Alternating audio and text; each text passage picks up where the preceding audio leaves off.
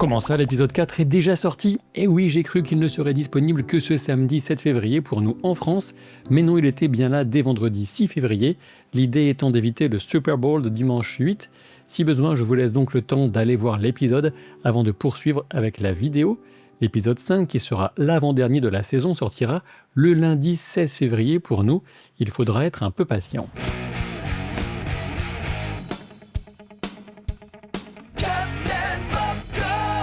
Si certains avaient encore besoin d'être convaincus que l'exploration de la signification du titre de chevalier est le thème central de la série, je pense que cet épisode a suffi à rallier les derniers récalcitrants. La fin de l'épisode est tout simplement magique et vient prouver, avec l'art et la manière, que A Knight of the Seven Kingdoms n'a absolument jamais voulu humilier Game of Thrones ou s'en moquer de quelque manière que ce soit, mais j'y reviendrai. Alors oui, on sait, les épisodes sont courts, et comme ils sont vachement bien, on voudrait qu'ils durent le double de temps, mais bon, encore une fois, ils correspondent aux matériaux adaptés, et leur rythme serait différent si on avait tenté de les remplir d'inventions. Je propose donc qu'on arrête de se plaindre et qu'on profite de ces 30 minutes délicieuses hebdomadaires. Cet épisode est presque calqué mot pour mot sur la nouvelle de J.R.R. Martin.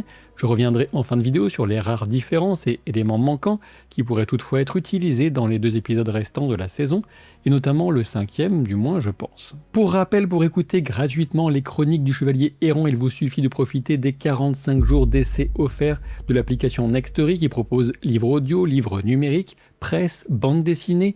Outre J.R.R. Martin, Tolkien, Vance, Gemmell, on y trouve aussi par exemple la saga fantasy La guerre de la faille de Raymond E. Feist, que j'ai découvert via Nextory. Pour profiter de l'essai gratuit, il suffit de passer par le lien disponible en description et en commentaire épinglé, et chaque essai souscrit sera un soutien direct à mon travail. Mon plus grand choc narratif en livre audio reste sans doute Le Nom du vent, mais bon, revenons à un autre univers aux livres inachevés, celui du Trône de Fer. Oui, j'aime bien appuyer là où ça fait mal. La contrition du petit Aegon dans la geôle de Sandreguet, où croupier Sir Duncan, nous annonce immédiatement la couleur. Cet épisode commence sous le sceau de l'excellence, et encore une fois, il est absolument délirant de se dire qu'on suit ici 2 acteurs débutants ou presque. L'éclairage est à nouveau magnifique et vient sans doute jouer le rappel de la scène des 2 compères autour du feu de camp en fin d'épisode 2. Duncan est positionné de profil face à la porte, tandis que l'œuf est à sa gauche contre le mur. On les retrouve donc exactement dans la même position qu'en fin d'épisode 2, mais avec une intention totalement différente. Cette fois, le fait que Duncan n'est pas positionné face à Aegon traduit la défiance du grand gaillard envers le jeune garçon qui a trahi sa confiance. Aegon a bien mérité de se prendre un savon, mais en lisant entre les lignes de ce que lui dit Duncan, on sent bien que le chevalier est surtout blessé par l'idée que leur camaraderie était elle aussi un faux semblant, un mensonge. En outre, Duncan comprend que l'envie de l'œuf de devenir son écuyer n'avait rien à voir avec ses propres qualités, du moins initialement, mais reposait uniquement sur le caprice de l'enfant de participer au tournoi coûte que coûte. Malgré tout, le bon cœur de Duncan reprend très vite le dessus, sans doute car il a perçu les remords sincères du garçon, qui lui dit « Je suis désolé, Ser », en utilisant toujours son titre, car au fond, pour Egg, Dunk reste son chevalier. Un cœur tellement énorme que les premiers mots que Ser Duncan prononcera en présence de Baelor sont pour prendre la défense de son écuyer, alors même qu'il sait que sa vie est certainement en danger. Voilà qui renforce encore mon impression selon laquelle Ser Duncan est le grand représentant de la mère dans la série, si l'on devait choisir un seul des 7 aspects de la religion des 7 pour lui. Le visage d'Aegon, en entendant Duncan parler en bien de lui, vaut 1000 discours. Le chevalier gagne sans doute à ce moment précis la gratitude éternelle du prince Aegon. Aegon confesse ce que je supposais dans l'analyse de l'épisode 3, à savoir que si Aegon est venu prévenir Duncan plutôt que son oncle Baelor lors de l'agression de Tansel la marionnettiste par son frère Aerion, c'est parce que l'enfant espérait secrètement que Dunk tue ce dernier dans un accès de colère. Le sermon de Baelor sur l'amour que doivent se porter les frères sonne particulièrement creux à ses propres oreilles sans doute, sachant que la rébellion des Feux Noirs prenait justement sa source dans l'opposition de 2 frères, Daemon et Daeron. On peut aussi se poser la question sur la relation qu'entretiennent Baelor et Maekar dans cette affaire. Alors que Baelor explique à Duncan les accusations de Daeron d'avoir volé son petit frère Aegon, encore une fois le chevalier errant passe rapidement à une question concernant Tansel et ce qu'elle risque, prenant sa défense, en soulignant combien le concept même de trahison par marionnette interposée est grotesque. Lorsque Duncan rappelle à Baelor que tous les chevaliers font le même serment qui comprend la protection des innocents, on trouve sans doute la graine qui a germé plus tard en la décision de Baylor qu'on découvre en fin d'épisode. La grande question de Baylor à Duncan, êtes-vous un bon chevalier, vraiment bon, résonne comme celle qui traverse toute la série. Évidemment ici Baylor parle de prouesse aux armes, mais on devine que Duncan l'entend comme un questionnement de son identité profonde et de sa légitimité à porter le titre de chevalier. Ensuite, dans la grande salle de Sandreguet, il n'est pas surprenant de retrouver à table Léo Tyrell, dit Lépine. Pour rappel, il est le seigneur de Haut-Jardin à la tête de la famille Tyrell et donc suzerain du seigneur de Sandreguet, dont les terres se situent dans le Bief. Aérion agace même son père Maekar alors qu'il mange à table. On peut le résumer ainsi, Aérion brise les noix, d'autant plus quand il invoque l'ancien usage du jugement des sept. On sent bien le peu de cas que Maekar fait des coutumes héritées des Andals, ceux qui ont conquis Westeros en vainquant les premiers hommes. Aérion n'a évidemment rien à faire de l'honneur de son frère, Daeron. Il cherche juste à humilier Duncan le plus possible en soulignant leurs différences sociales écrasantes, tandis que le chevalier errant sera bien en peine de rallier 6 chevaliers à sa cause. Et s'il manquait encore une preuve qu'Aérion adore jouer de son rang, on nous l'offre immédiatement alors qu'il fait signe au seigneur de Sandreguet de ramasser sa noix. Des deux Fossovois, Stéphane et Raymond, c'est bien évidemment ce dernier qui est parti dans la nuit et la pluie pour retrouver Duncan. Du côté de Stéphane, qui n'avait jamais calculé Duncan jusqu'alors, on peut déjà se méfier de ce revirement soudain, même sans avoir lu la nouvelle. Il ressort de son propos que c'est la perspective d'être immortalisé en participant à un événement rare et marquant qui le motive avant toute autre considération. Parmi les chevaliers que Stéphane se prévaut de connaître, on trouve donc Ser Lionel, l'Orage Moqueur, seigneur d'Accalmie, de la maison Baratheon et des chansons paillardes. Lord Lannister correspond à Daemon surnommé le Lion Gris, personnage auquel la série a tout juste associé un visage, qu'on verra en fin d'épisode. Quant à Ser Otto, il s'agit d'Otto Bracken surnommé la Brute de Bracken. C'est un jouteur réputé pour sa force mais aussi sa cruauté, et c'est lui qui se lèvera à la fin suite à l'appel de Ser Duncan à l'honneur des chevaliers assemblés, quitte à lui mettre un vent. L'arrivée d'Aegon et d'Aeron relance astucieusement l'intrigue et l'incertitude, tandis que ce dernier amène bonne et mauvaise nouvelle. La bonne, c'est qu'il sera l'un des 7 et se couchera dès que possible. La mauvaise, les chevaliers de la garde royale joueront aux côtés d'Aérion et de Maekar. C'est d'ailleurs Aegon qui évoque la participation de son père Maekar, ce qui n'est pas rien, car il a la réputation d'être un féroce combattant, comme il l'a démontré durant la bataille du Champ d'Herbe Rouge et en bien d'autres occasions. Les morts de la garde royale présents sont Ser Roland Craighall, Ser Donnell de Sombreval et Ser Willem Wilde, le seul que Dunk n'a pas rencontré lors de la scène du cheval. Quant à Aérion, on a encore un nouvel aperçu de l'origine de la haine que lui voue l'œuf quand il évoque ses méfaits. Je peux vous dire que si on essayait de lever ne serait-ce que le petit doigt contre ma chatte, il ne resterait pas longtemps attaché à sa main. Le rire de Raymond est malvenu ici, mais Daeron soutient le propos de son petit frère en confirmant qu'Aérion est un homme dangereux, puis en désamorçant la gêne et en se moquant intelligemment de la maison Fossovois au passage, mais pas d'une manière trop flagrante. Pour créer des ennuis, c'est du grand art. Et oui, ma réplique préférée de la nouvelle a été préservée quand Daeron remarque que son frère Aerion, qui se prend pour l'emblème de la famille, un dragon, aurait été nettement moins gênant s'il était né Fossovois. En effet, il se serait alors pris pour une pomme.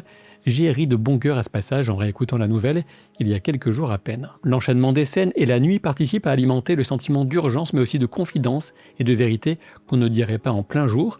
Il en vint ainsi pour le rêve de dragon de Daeron, puisque c'est ainsi qu'on nomme les rêves prophétiques des Targaryens. Daeron a rêvé d'un feu et d'un immense dragon mort par-dessus un Duncan toujours bien vivant. J'y reviendrai dans les spoilers livres, en fin de vidéo bien entendu. Lorsque Duncan se rend sous la tente désertée maintenant des marionnettistes, il saisit la tête d'une marionnette, Florian le Fol. C'est une référence assez évidente à Hamlet de Shakespeare, quand Hamlet saisit le crâne de Yorick, qui était le fou du roi quelques décennies auparavant.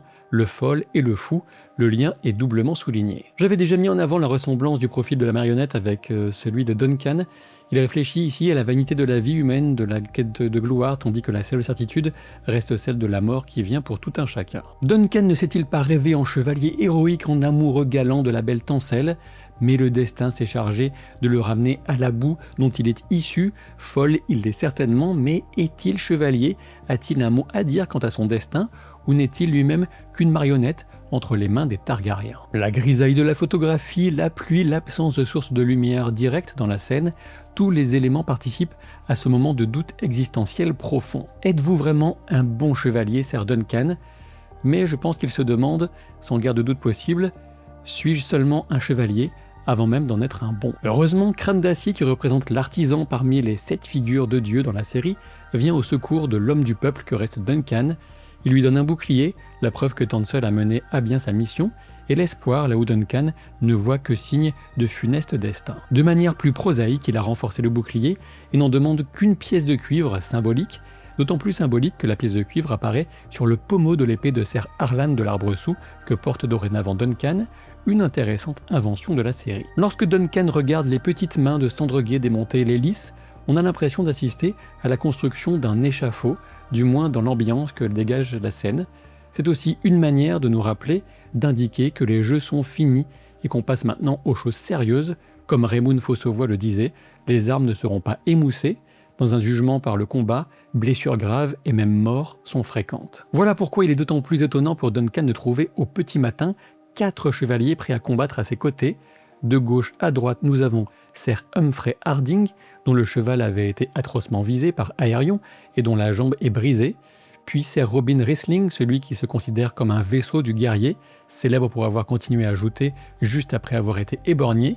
Puis Ser Humphrey des Essaims, dont je vous décrivais la joute épique contre Ser Harding, même si la série ne l'a que survolé, pour en venir enfin à l'orage moqueur en personne, Ser Lionel Baratheon. Je dois dire que la maille que porte Ser Robin sur l'œil gauche renforce l'aura de vieux badass qu'il dégage. Apparemment, il considère que la couronne va ici contre la volonté des dieux, en accusant Ser Duncan. C'est assez intéressant. Le public reste très calme et observateur pour l'instant, un point sur lequel je reviendrai dans la partie spoiler livre. Quant à Ser Stéphon ou Stéphron selon l'orage moqueur, que dire sinon que sa déloyauté pour une seigneurie s'inscrit parfaitement dans l'ambiance des sales coups auxquels Game of Thrones nous a habitués.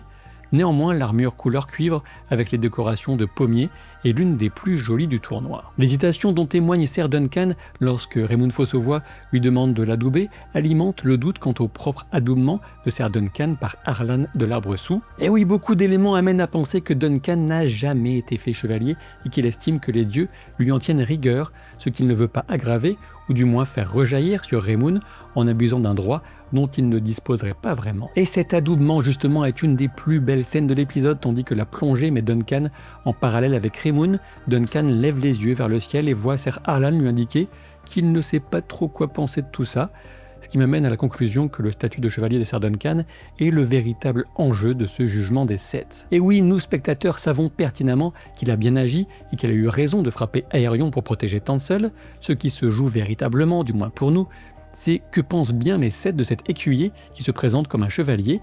Va-t-il le payer de sa vie ou au contraire triompher et recevoir une forme d'adoubement divin? De toute évidence, Ser Harlan réserve encore son jugement sur la question. Le discours de Duncan au noble des tribunes est étonnamment puissant par sa simplicité et les vérités qu'il leur assène. L'absence de réaction, si ce n'est celle grossière de Ser Otto, puisque la série a décidé de marquer chaque épisode d'un passage scabreux ou scatologique, ce qui peut amuser, ceci dit, et ne me choque pas outre mesure, ne semble chagriner qu'une courtisane rousse qui a dû se retrouver dans les tribunes en plaisant suffisamment au seigneur Dondarrion. Mais rien n'est dû au hasard bien sûr, puisqu'il s'agit justement de la prostituée qui avait regretté de s'être moquée de Duncan dans le premier épisode, faisant preuve ici de plus de sens de l'honneur que les chevaliers rassemblés. Petit détail appréciable à relever encore lorsque Duncan souligne que les fils des seigneurs réunis suivront l'exemple de leur père.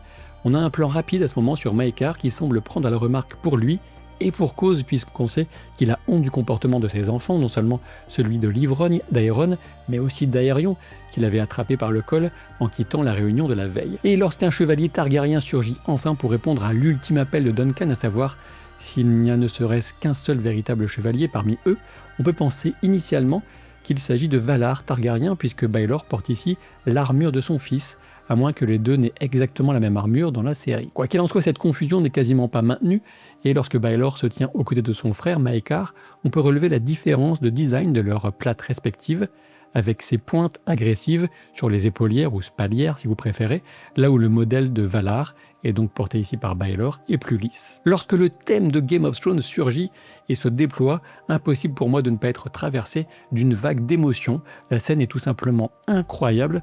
Le choix de Baelor nous rappelle, par exemple, celui d'Oberyn Martell lorsqu'il avait annoncé se porter volontaire pour être le champion de Tyrion Lannister. Baelor est un grand Targaryen et on sent le poids de l'histoire en marche.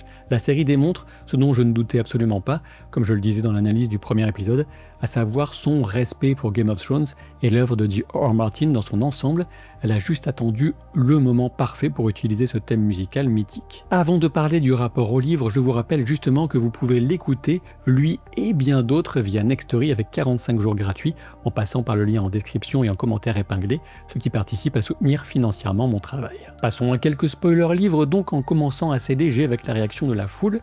Dans la nouvelle, le peuple exprime un soutien sans ambiguïté et quasi immédiat pour la cause de Duncan, ce qui étonne le jeune chevalier errant. Il demande même à Crâne d'Acier ce qu'il représente pour eux, ce à quoi le forgeron répond qu'il est un chevalier qui n'a pas oublié ses vœux. Et je pense qu'il y a de bonnes chances que la série conserve cet échange et nous le propose dans l'épisode 5, du moins il serait dommage de ne pas développer cet aspect important de Duncan, le chevalier du peuple, ce qui impacte aussi plus ou moins directement Aegon, l'œuf, dans sa vision du devoir d'un Targaryen envers le peuple de Westeros. J'en viens maintenant à un très gros spoiler qu'il faut vraiment éviter si vous n'avez pas lu la nouvelle. Je vous laisse donc encore quelques secondes pour déguerpir si ce n'est pas le cas. Donc Daeron évoque son rêve prophétique, cet immense dragon qui recouvre Duncan. Avec le recul, bien sûr, on comprend le symbolisme qui consiste à protéger Duncan de son propre corps au péril de sa propre vie. Le destin tragique de Baelor est un exemple terrible de la petite histoire qui participe à forger la grande. En faisant ce qui est juste, le grand roi promis au royaume va disparaître du jeu et laisser une situation des plus improbables se développer dans les années à venir. Quant à l'incendie, on y revient toujours, Duncan se concentre sur le dragon mort, en laissant de côté cette notion de feu, qui rejoint pourtant la prédiction de la diseuse de bonne aventure, de mauvaise aventure, à l'œuf, l'épisode précédent. Feu et sang, décidément, dans cet univers, difficile d'y échapper. Bien sûr, si vous avez apprécié cette vidéo, vous savez ce qu'il vous reste à faire, commentaire, pouce en l'air, abonnement. Et si vous ne le faites pas, bien sûr, je vous laisserai apprécier les vents fleuris d'Otto Bracken, la brute de Bracken, en direct live et en 3D, Dolby Surround, avec odorama inclus. Si je parviens à le faire suffisamment rapidement, j'ai l'intention de vous parler dans une vidéo prochaine d'une nouvelle que j'ai vue aujourd'hui, qui est tombée aujourd'hui a priori, à savoir l'adaptation de Baldur's Gate 3 en série sur HBO par Craig Mazin, celui à qui on doit Tchernobyl, la mini-série, mais aussi qui est co-showrunner des 2 saisons, bientôt de la 3e de The Last of Us. J'ai vu qu'il y avait des réactions assez disparates, on va dire, à cette annonce. Moi, je trouve ça plutôt encourageant, plutôt sympa, même si on peut avoir quelques réserves. Et donc, j'espère vous en parler rapidement. Je vous dis à très vite pour de nouvelles aventures. Salut!